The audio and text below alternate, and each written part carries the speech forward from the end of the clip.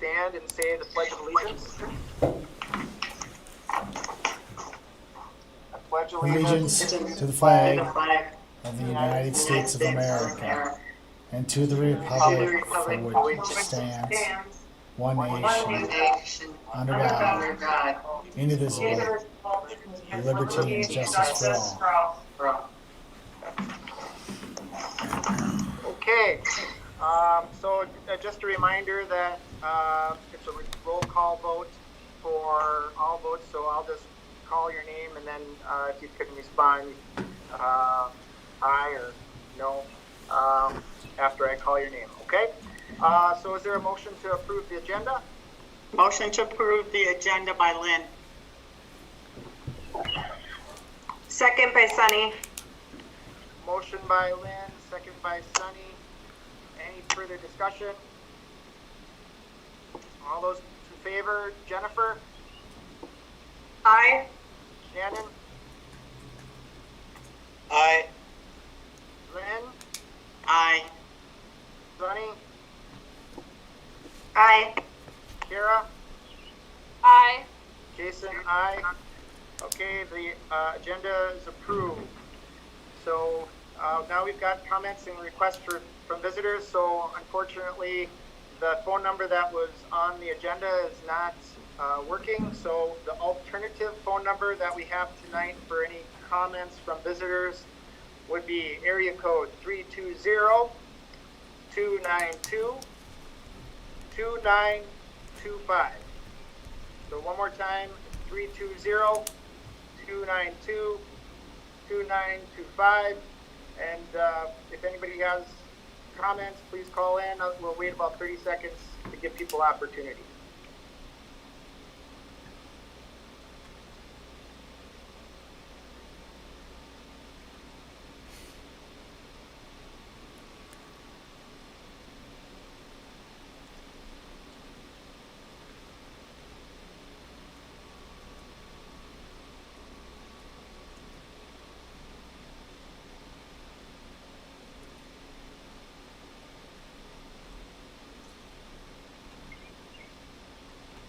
Okay, and just to confirm with Brad, there isn't anybody in the board room that has comments or concerns? No comments here in the boardroom and no phone calls. Okay, very good. So moving on to agenda item number 4, or number 5, consent agenda. Is there a motion to approve the consent agenda? Motion to approve by Lynn. Motion by Lynn, Second by Shannon. second by Shannon. Any further discussion? All those in favor, Jennifer, Aye. Shannon, Aye. Lynn, Aye. Sunny, Aye. Kara, Aye. Jason, aye. The consent agenda is approved. Moving on to item 6, discussion items. So it looks like we have a technology one-to-one initiative update from Brian. So at this time, Jason, I'm going to pull up his PowerPoint presentation and Brian will go through it. And the public will see the PowerPoint presentation rather than you guys on the screen for now. Okay? Let me know when you got it up, Brad.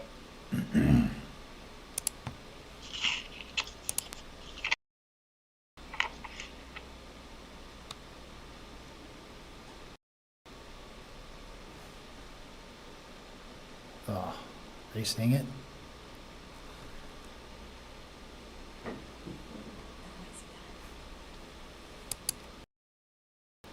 How about now? Okay, we're going to have to go in this mode here, Brian. I'm ready. Slide 1. Good? Yep. Okay. So, what I'm here to present today is kind of the general overview of what the one-to-one plan will look like over the next 1.5, 2 years here for the district. Between myself, the one-to-one subcommittee out of the technology committee and the technology committee ourselves, we've talked a lot about this, talked to a lot of other districts, and so what we think we have here is a pretty good plan. So, general overview. I iPads and MacBook Air laptops are the two devices we're looking at. And the budget to fund all this is going to be a combination of capital fund, general fund, and the technology levy that we currently have. I believe we have 6 or 7 years left on that levy, so we're okay there for a while. So on the next slide, first I want to address what we're doing for staff devices. So for staff, they're going to get their device sometime this summer/fall. Some of that will depend on what this summer and fall looks like for us in education. Also, part of that will depend on what the teacher wants. We're going to kind of phase it in, and once they're ready, we're going to tell them, hey, if you want your laptop now, let us know, and we'll kind of let those early adopters get into it right away, because they're going to be able to just take it and run and need less help. For those who are a little more hesitant or want more hand-holding, we'll work with them more individually to kind of give it to them, show them how it works, ease them into it. With the plan being by this time, roughly next year, give or take a little bit, all staff will be transitioned off their desktops and only using their laptops. So that's kind of the goal for this next 12 months, is to transition the teaching staff at the very least to laptops. And some staff are going to be ready for that day one. First day they can get their laptop, they're going to ask us for their laptop, they're going to ask us to take away their desktop, and they're going to go with it. There'll probably be people next year in January, February who we're still working to move off of it. And both of those things are fine. We want them to comfortably move into this, so that's a good experience for them. We're also going to leverage some professional development services from Apple. They have a lot of good professional development focused on educators for using their equipment, their technology, and their software in the classroom, both for teaching as well as classroom management. And so we're going to try to leverage some of that too. We're not sure if it's going to be a train-the-trainer model yet, or if it's going to be direct training to the staff who are going to use it. Those are some details we're still working out. And then the staff are still going to have access to Office 365, the Office suite on their device. Those things aren't going away. It's just going to be on a Mac now. Any questions about staff devices? Okay. Next, we'll just talk about student devices. K-5, we're looking at doing iPads, which is pretty common across the area. Projecting about 840 of those right now, but obviously those numbers are subject to change based on enrollment needs. And then 612 will have MacBook Airs similar to the teachers, and we're projecting about 1,500 of those, again, subject to enrollment. Those are all going to be purchased for the 21-22 school year. So just to reiterate the timeline, this coming spring, fall for the 2021 school year will be staffed machines, and then the summer, fall of 21-22 will be distributing student machines or student devices, whether they're iPads or laptops. For K-5, they're going to live in the classroom. They're not going to go home. They might take them to specialists, like say down to music or down to art, because we've had conversations with them and they want to use some devices in their rooms, but they won't go home yet. 612, they will. So that's just something to keep in mind. And again, they're going to have access to Office 365, same loadout, kind of like the teachers are going to have access to. So any questions about student devices? Okay.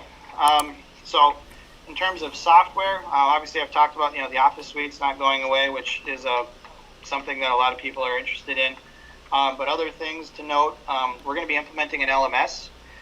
So the one-to-one subcommittee especially has spent some time evaluating two different ones, Canvas and Schoology, two very popular ones in the area, and they decided on Schoology.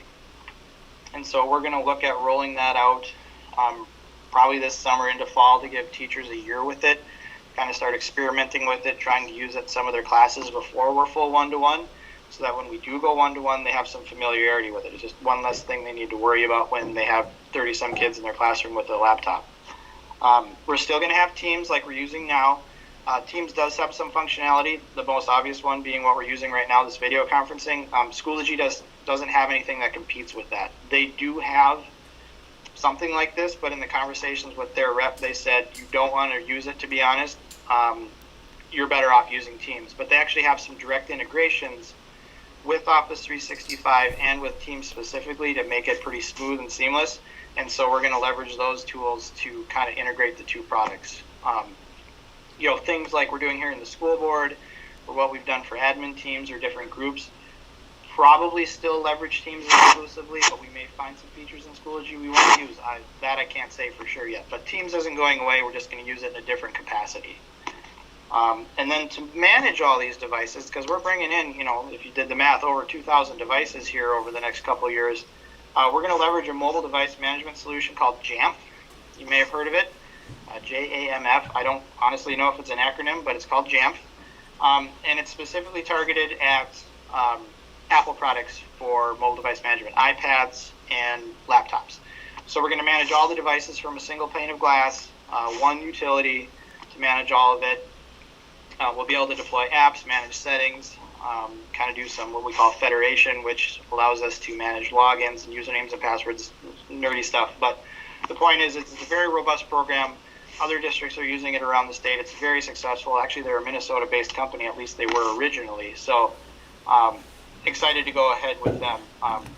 If you're looking for a big company to compare it to, IBM uses them. If you remember, IBM did that big transition to Mac a few years ago, and it's been a big money saver for them and whatnot. They use JAMF, or at least at the time they did. So, that's kind of what we're going to do there. Any questions about software that we just kind of went over? Yeah, I have a question. Sure. I'm sort of maybe tied into, later on with the next school year. We're using lots of different technology, to get through this school year. Is there a way that we can consolidate so that we're, I know that certain people may like teachers like this and other teachers like that. Is there a way that we can try to get people to sort of use the same platform rather than purchasing, extra technology that's sort of, duplicative, and then try to make sure that we're consistent across the district? To use an example, so just if I understand what you're asking, like we have some teachers using Zoom, we have some teachers using Teams. They accomplish the same thing, two different products. Can we consolidate on one? Is that kind of what you're getting at? Yeah. So that's an interesting thing that kind of spawned out of this. I'll be honest, I kind of would have thought that Teams would have been the natural choice, but I think with Zoom, I'll give Zoom credit. They did a heck of a job marketing themselves and getting themselves in front of educators and seeing a market opportunity. So long term, yes, that's a goal here, and part of moving to Schoology and the single Apple platform and all these things. Part of that implementation, we can do that. Right now, and even honestly transitioning into the fall, because we don't know what that looks like yet, I would hate to say, okay, all you people that have been using Zoom and kind of successfully implemented it and got to a point where you're comfortable with it, I don't want to necessarily take that away from them at this point, because if we're going into next fall, similar how we came into this current distance learning, that's another stressor, and I'd rather not give them that. So long term, yes, and when I say long term, probably over the next couple of years, kind of once we get past whatever we're doing here and we resume some, I'll use the word semblance of normal, where we're not exclusively distance learning, I think that'll be the time to do it. But I think right now, especially going into the fall, if we're still solely distance learning, I don't want to do that yet, because I think it's more than we need to do. So I get what you're saying, and I agree with it. I just think we need to make sure we do it appropriately and implement it in a way that doesn't hurt teachers. That make sense? Yeah. I just want to make sure we're being good stewards of our financial resources, and then also making it smooth for our students and families that have to use the technology, where it's like, well, if it's this class, I have to use this, and if it's that class, I have to use that. Yep. It gets to be a lot. So, anyways. Yep, no, and I agree with you. And we'll accomplish a lot of those goals with Schoology. Okay. What about the specialists? Does Schoology have everything they need for some of the areas, maybe in industrial tech or in music, that might use specialized software?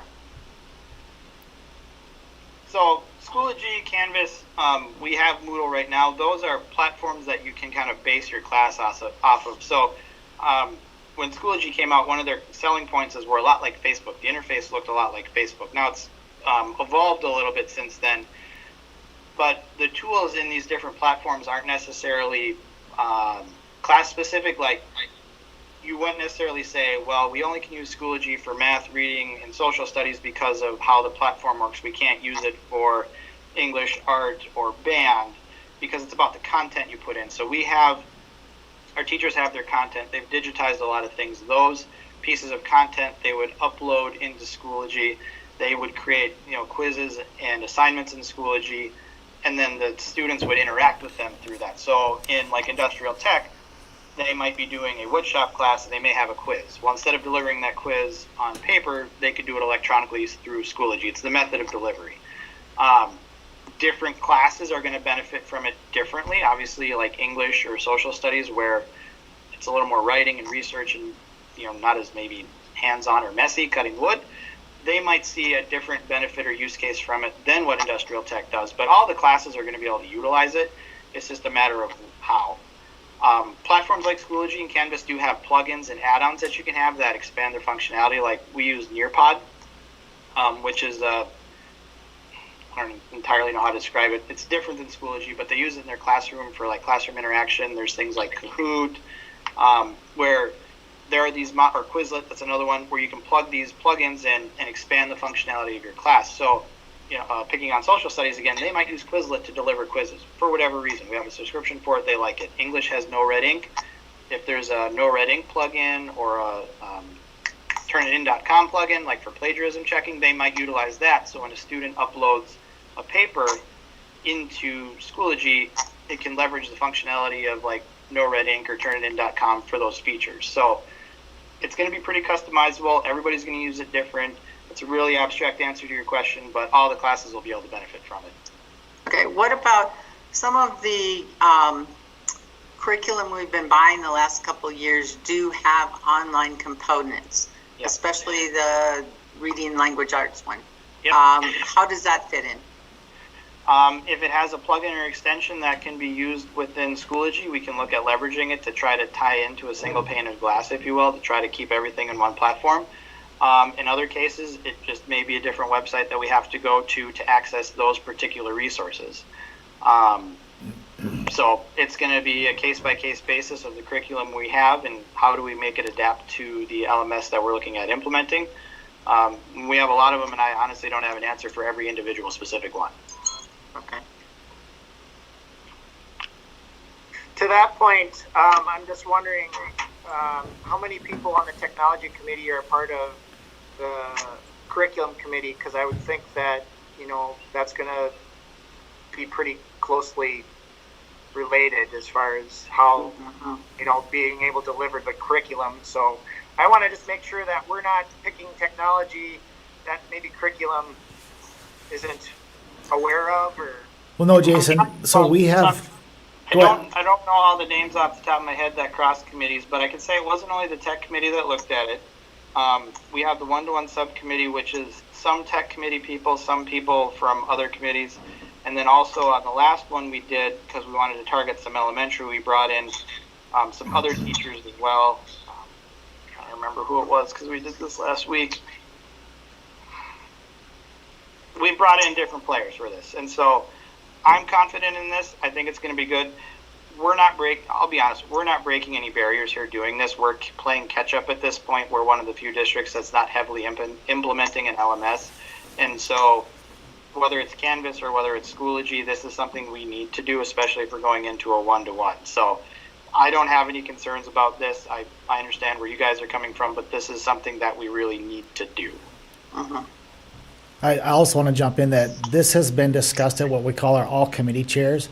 So when we have those I think 5 or 6 meetings a year, they've been involved. So when our curriculum, our technology, our RTI are all sitting down 5 or 6 times a year. They know what's going on. This hasn't been where they haven't had collaboration on this. So. Okay. What about special ed?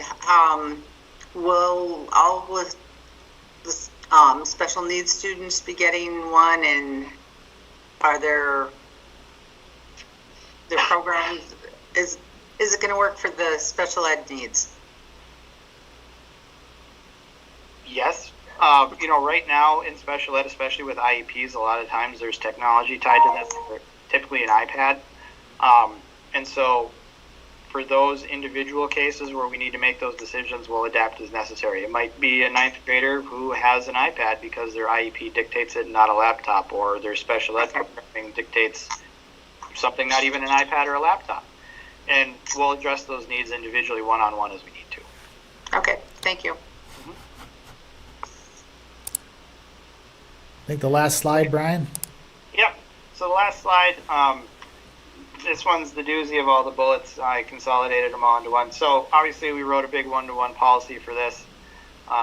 We're not going to dissect it tonight, but I just wanted to let you know there is a draft policy in place. Obviously I wrote it, taking inspiration from other policies from around the area, around the state.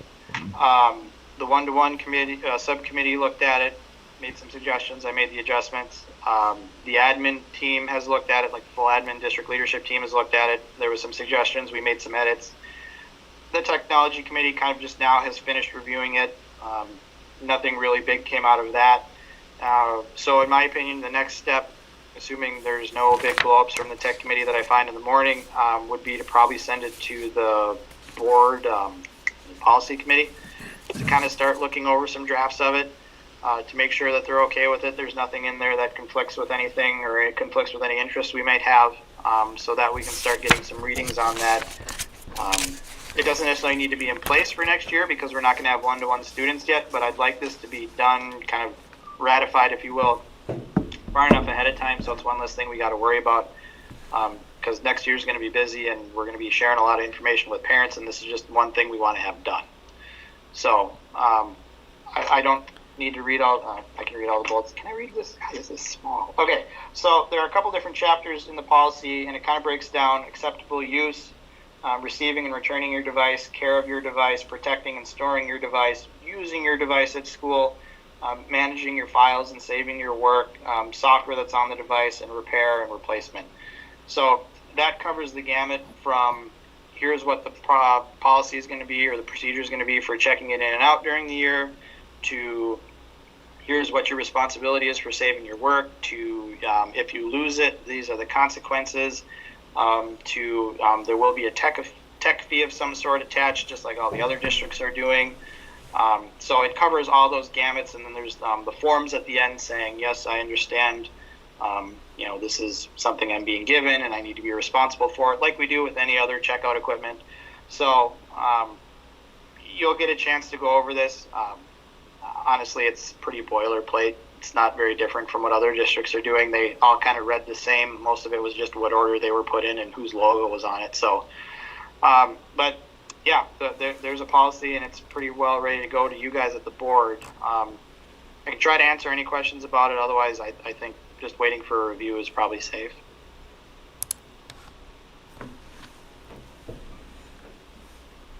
Thank you, Brian, for your presentation. Are there any final questions for Brian?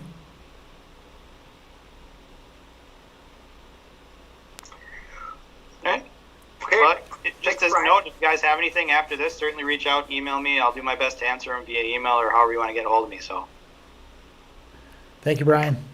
right, you guys have a good night. Thanks.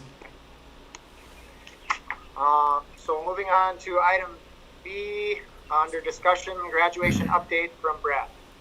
Yep, so as you know, MDE came out with their guidance on May 8th.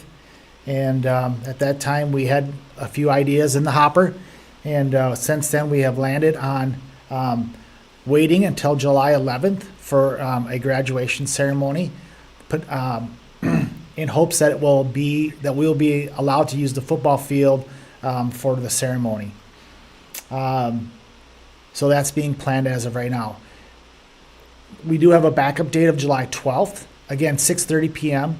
on July 12th at 6:30 p.m. Should we be able to have a football field ceremony and there's rain on the 11th, we would move it to the 12th. If we cannot do a football field ceremony on the 11th or the 12th, then we will go to a virtual ceremony on the 13th.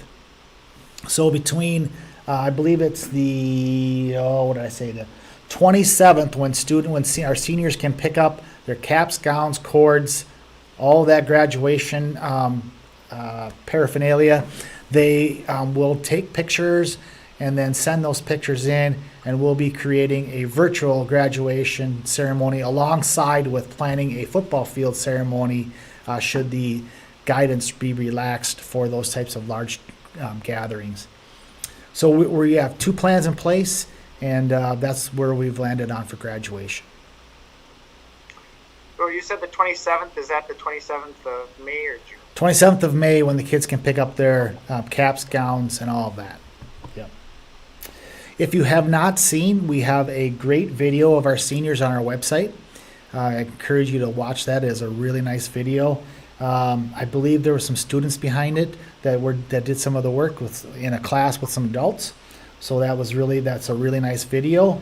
There is a banner or banners that are going to go up in the 3 communities that the Cold Spring Chamber is working on, and I believe they're going to put those banners up tomorrow night. And then also we're trying to incorporate the slideshow that I just referenced onto our digital screen board out in front of the high school. And so we hope to be able to be playing that through as well to honor our seniors. So the community has really stepped up and to try to help us honor our seniors, and I think it's a testament to our communities on how much they care about their kids. I do want you to know that we did ask our students how they felt about the plans or what their plans were going to be, and we got about 115 responses, with 75 of those responses being waiting till July 11th and knowing that if they can't happen, that the virtual graduation would be how we would have to do it. So that's my graduation update. And that start time would be? 6:30 p.m. Yep. So at that time of night in July, there shouldn't be any sunset issues, but if they are, they won't be blinding the students. They'll be blinding the potentially the parents that are in the field. Any further questions? Okay, discussion item letter C, summer and 2020-2021 planning updates. I'd like to get the board meetings out of the way first. So let's talk about board meetings. Now that the social distancing guideline is going to allow meetings up to 10, want to know where the board will be at for its June 8th I can't remember, 15th, 22nd. Do we want to continue to do the virtual, or do we want to, now that we can be... You froze, Brad. I'm froze? I'm seeing you guys. Oh, I can hear you. Okay. I'm back. Okay, so what I'm suggesting is that we have discussion on whether we want to continue the virtual route, or do we want to use potentially the auditorium and spread out in the auditorium as a face-to-face meeting.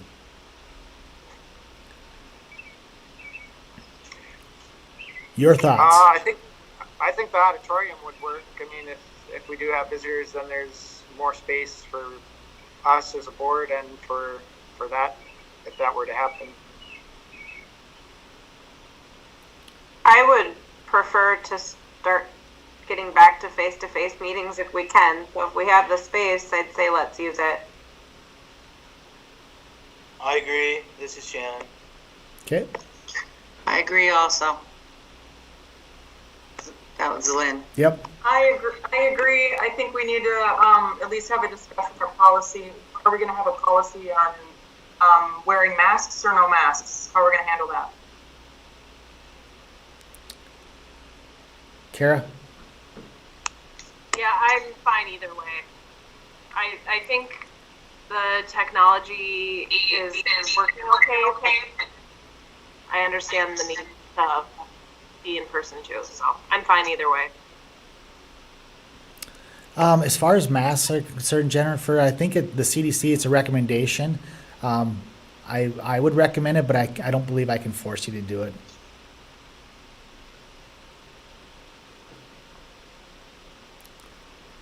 My other question, if we do, it sounds like everybody's on board for trying to resume in-person meetings.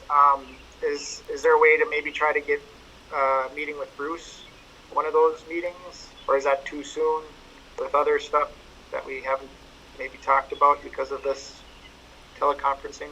Well, the meeting with Bruce, what we do need to have the larger group meetings first, because those are that's where those recommendations come to you as a board member, as a board. So until we can have those larger group meetings, Jason, I'm not sure that that's possible. Okay. So I will begin planning for the board meeting to be face-to-face in the auditorium starting on the 8th. Thank you for that discussion. One other item, since that's what the consensus is, do we need to have a motion to return to that because we had that previous motion?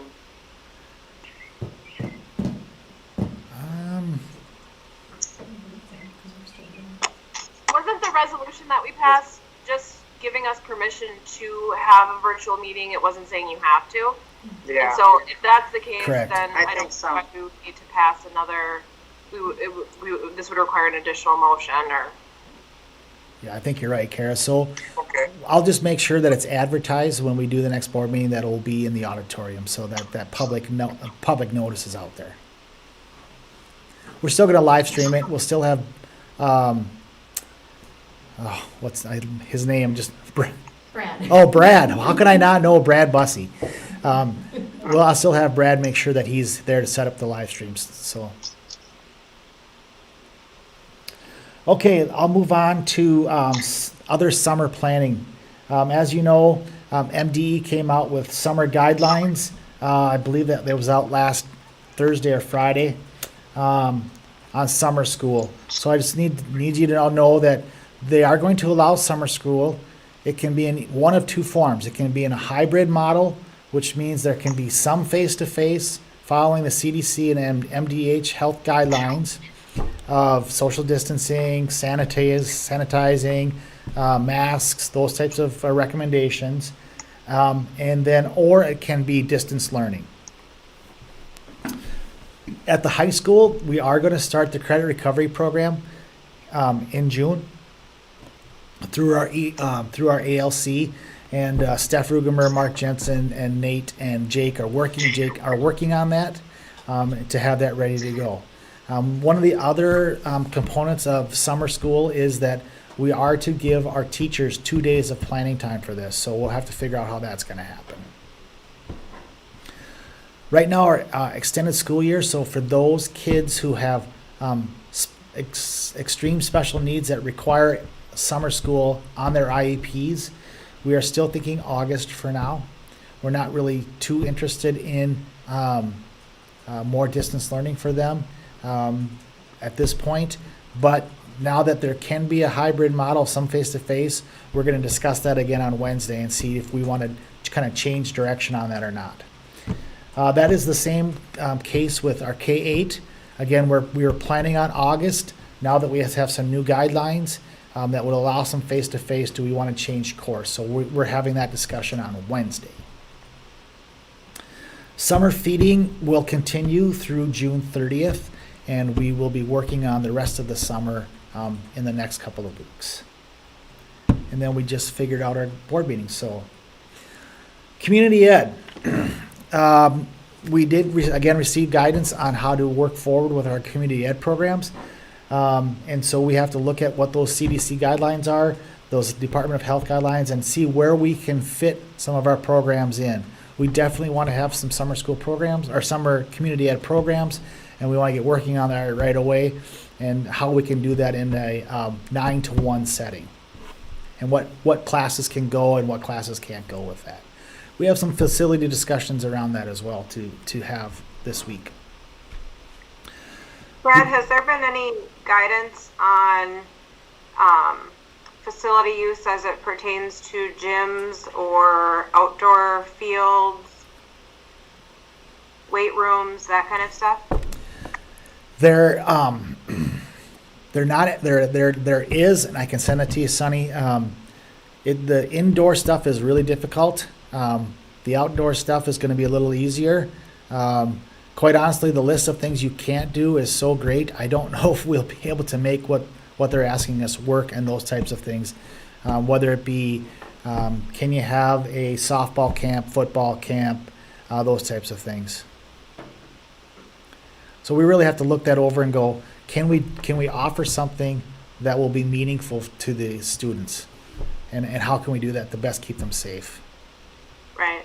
I just know I'm getting a lot of questions from either students or parents saying, what about volleyball open gym? What about basketball open gym? What about weightlifting? What about, name your summer program that your kid maybe has participated in the past. And I can't give any answers, and maybe we don't have any answers, but I think the sooner we can give some sort of, even though we're working on it or we're still looking at it, we're still trying to figure out what we can do. Well, if people are watching tonight, they're going to hear that we are working on it. We did get, we did receive some guidelines from the National Sports Federation that were handed down to the Minnesota State High School League. The High School League has not come out yet with their recommendations, and so right now, the summer coaching waiver is not even available. So for those people who are doing those, typically do our summer camps, they can't really do anything right now until I think it's May 29th. So, but when we get that, we will get right after it because we know that activity will be important for our kids over the summer. Okay, thank you. On the same lines, Brad, we talked in the facilities meeting, outdoor usage. Are we prepared on June 1st if, depending upon what the activity is and what people feel is okay for them, if somebody wanted to rent the field to have a softball practice and that is accepted by whatever the rules are for the first part of June, are we ready to start doing that? Well, anybody who wants to do something has to have a safety plan, is my understanding. And so somebody who'd want to have a softball practice with more than 9 kids and one adult would not be able to do that under social distancing guidelines. And so I would have a tough time renting out a field if I knew they were going to specifically violate the current guidelines. That was not what I asked. Okay. So I said, I'm saying, are we, if someone were to want to rent it out and let's say follow the guidelines we have now, but the guidelines may change, are we ready so that the guidelines don't change all of a sudden on June 1st or June 7th and we're not ready to rent out the fields? Or is it just as easy as turning it on? I mean, I don't want us to all of a sudden not be able to do that. I don't know what there is. I mean, they got to cut the grass and the fields are there. So actually, if you drive around the schools, the fields are ready. They're mowed. They're being mowed. They're ready to go. I think it would be just a matter of making sure that we have the right policies in place, or we have the right data sheet in front of them saying, here's the rules, here's the things you have to follow while you're on our property. And we do not have that ready yet. We're working on it. Right, because we talked in the facilities meeting. I mean, we don't need to police that. We need to just tell them what we expect them to follow. I mean, we're never going to be able to police. I mean, you're not going to sit out there at 6:30 in the evening and make sure whatever the guidelines are. I guess I just want to make sure we have a plan for how we're going to decide to rent it out, not rent it out. If someone says they're going to follow the guidelines and the Flame softball program rents out the fields, they know the rules. I mean, we have to respect that they're going to follow them, correct? That's the hope, right? That people would follow the rules. And Right, knowing that if the consequences, if they don't follow the rules, that we wouldn't be able to rent it out to them. Okay. Right? Yeah, I just don't want there to be this week period where people in the community are frustrated because we don't have whatever we feel we need to have so they can rent out the field. Understood. Because it's going to come where they're going to say, we want the field. And we know the rules and we're going to follow the rules.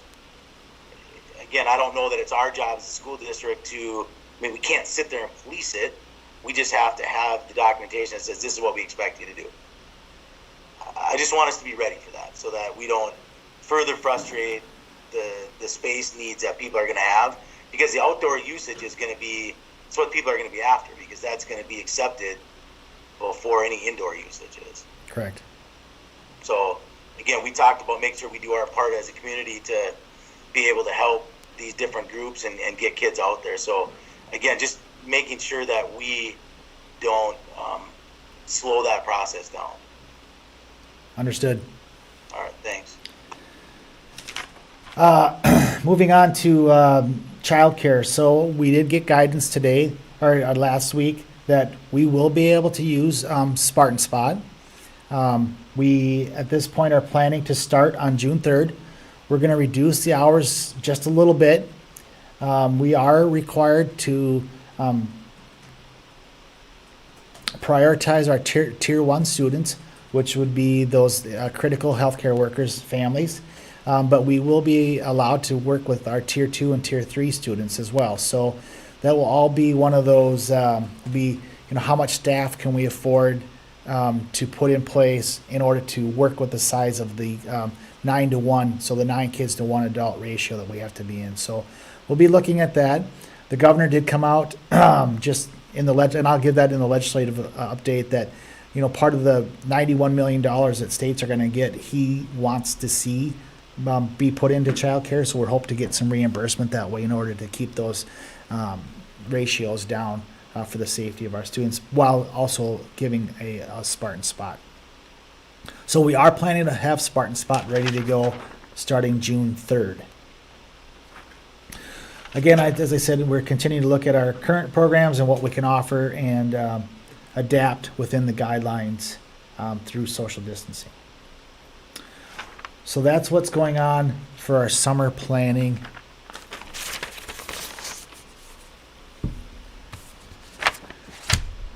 Let's see, what else did I have? 2021 planning.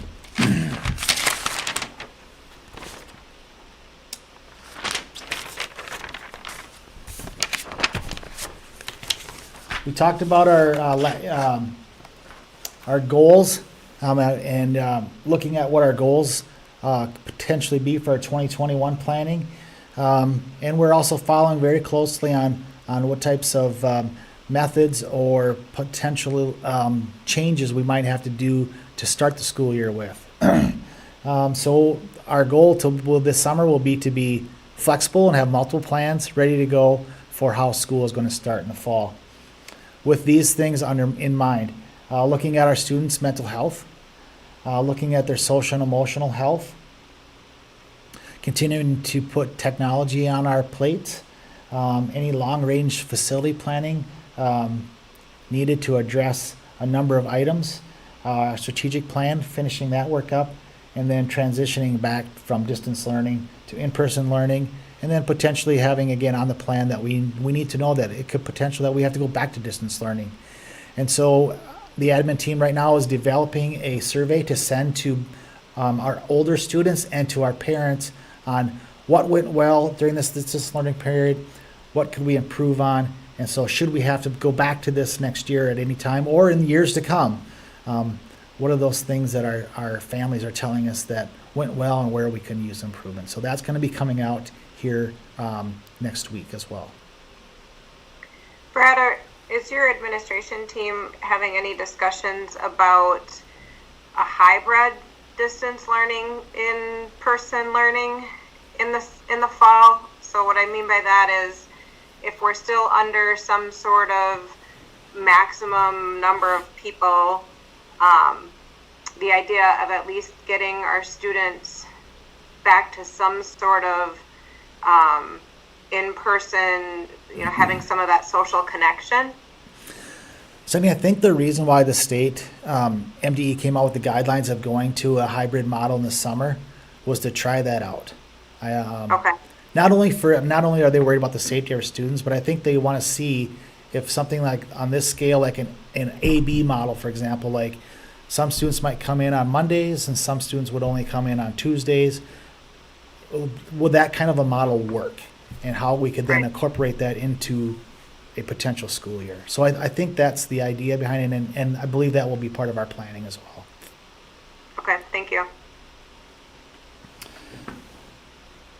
Anything else that the board members would like us to look at as far as goals for the potential next year?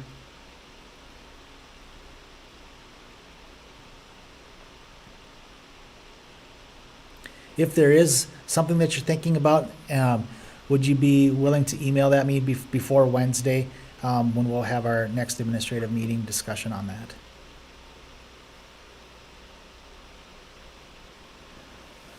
Jason, I think we're ready to move on to our action item. I thought it looked like he had logged off. I still see Yeah, him. I lost the connection, so I'm back now, so. Oh, okay. Hi, Jason, we're back. I'm back. So Jason, we're done with the discussion items, and now we're up to our action item, our senior request.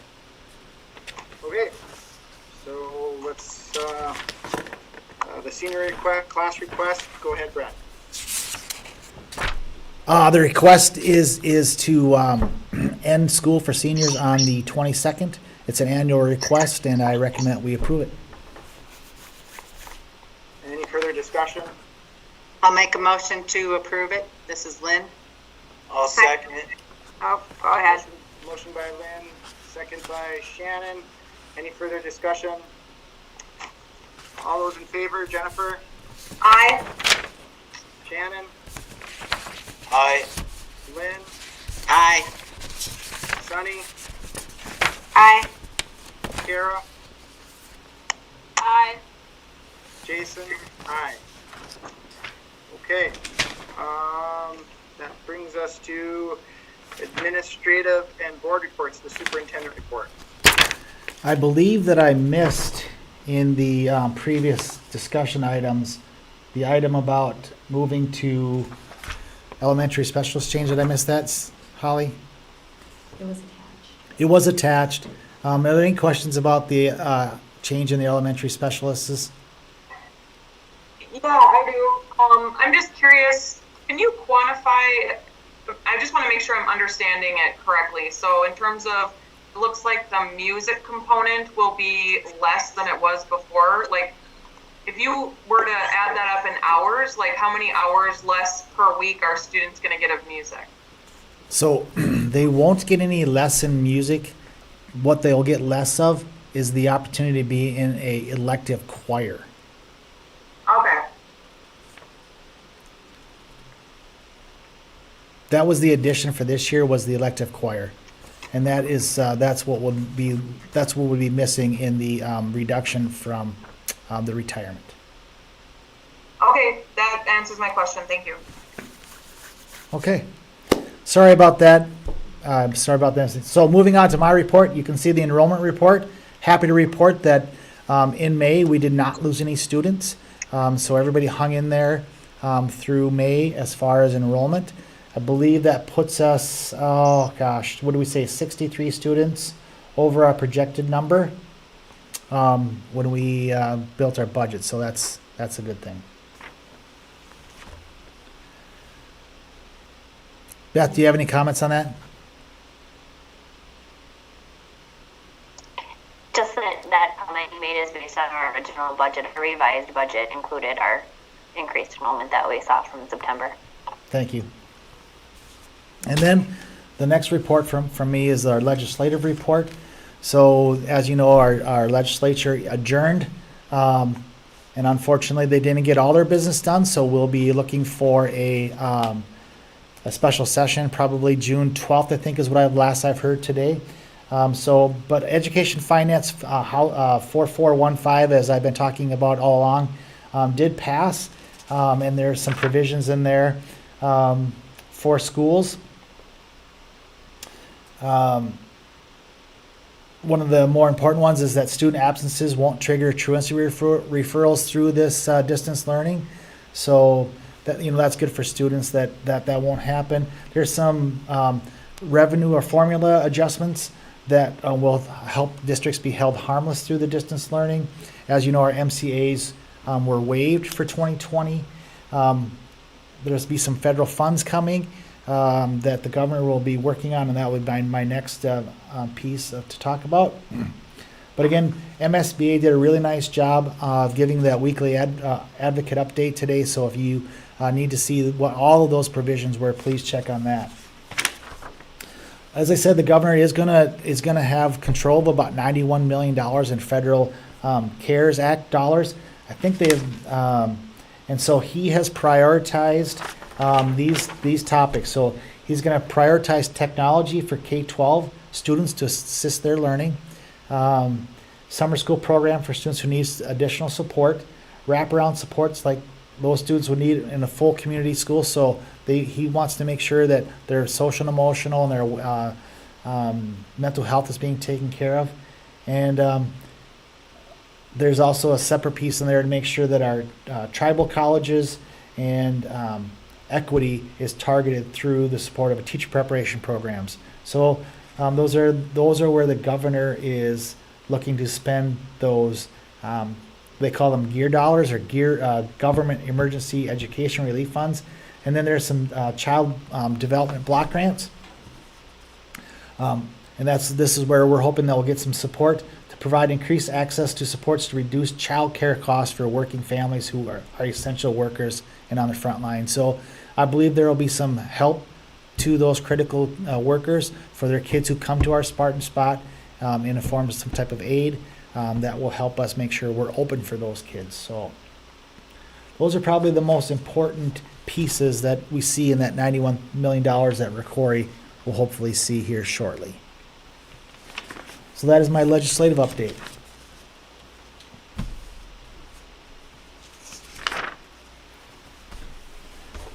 Jason, I believe next is board members.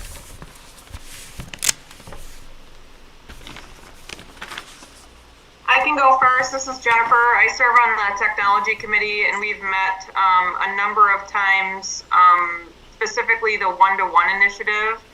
And Brian basically summarized the progress of what we've been working on, so I don't have any more to add other than what he stated tonight. Thank you, Jennifer.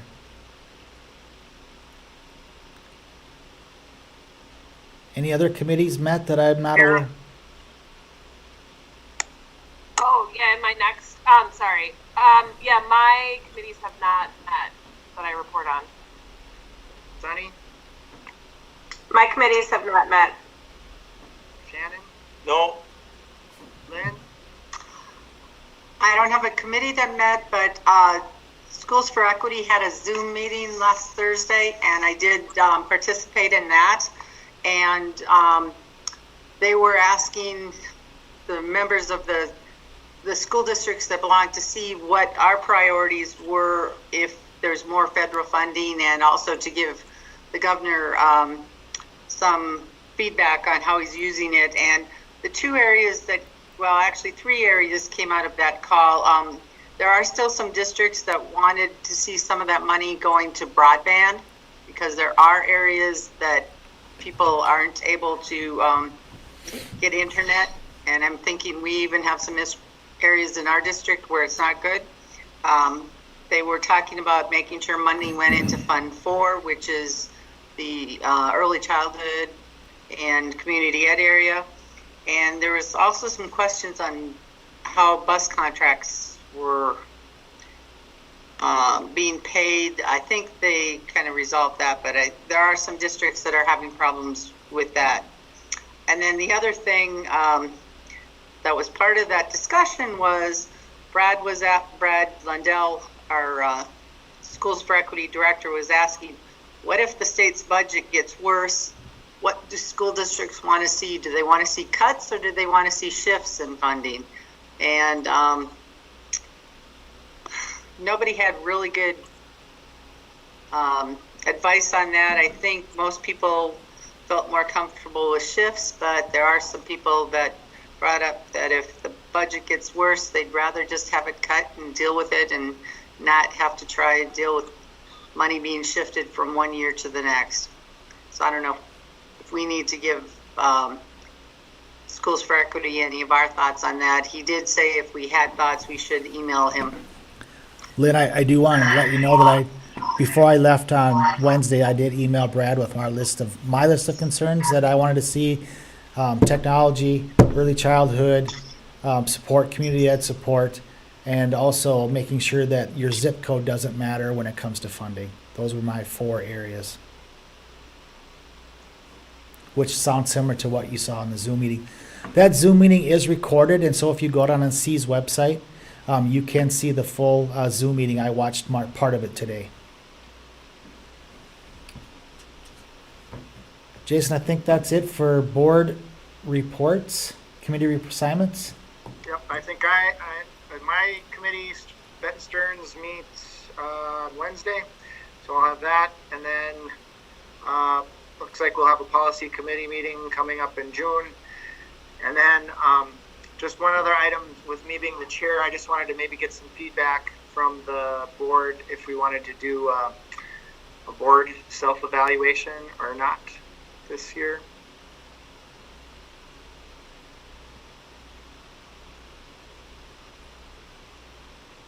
That's yes or no, maybe.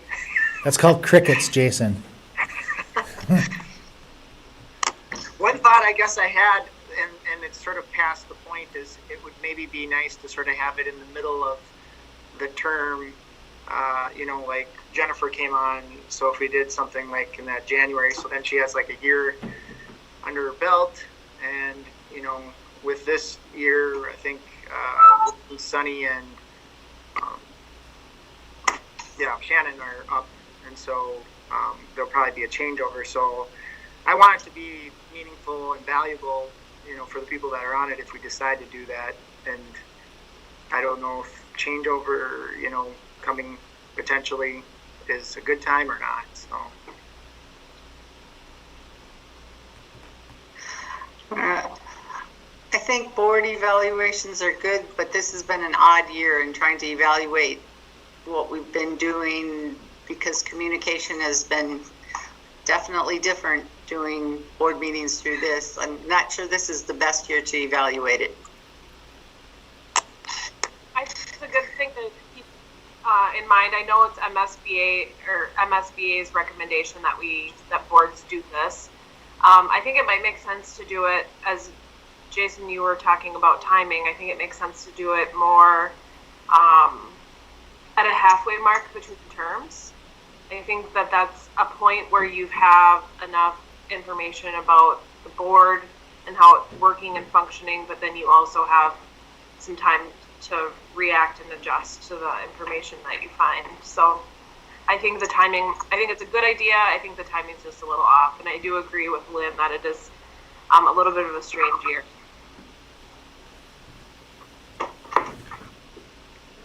So I think if anybody else has thoughts, chime in, but it just sounds like from the two people that we're maybe just not a good timing right now, but to keep it on the radar for the future. Yeah. Okay, so that's it for my committees, and then we have item C, budget comparison report for April. Yeah, if anyone has any questions about anything, just let me know.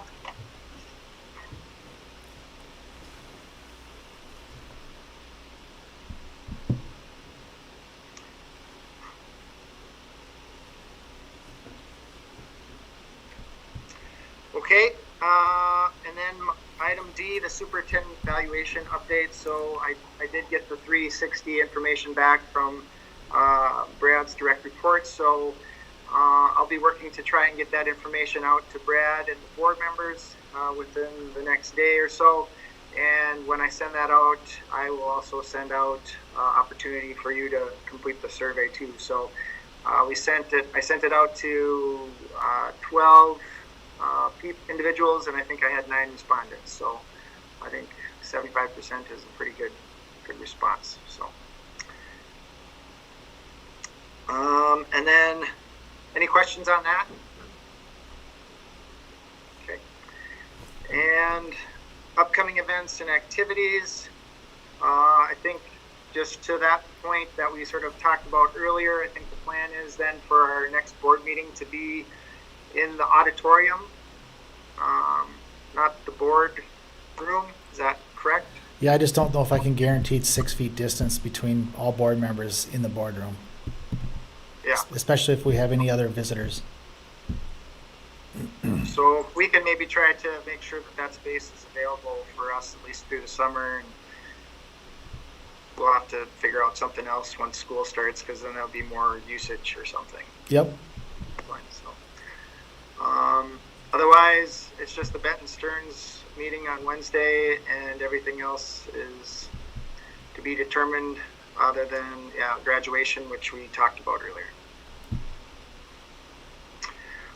Okay. Anything else? All right. Meeting adjourned. Thanks. See y'all. Yeah. Have a good night. Bye.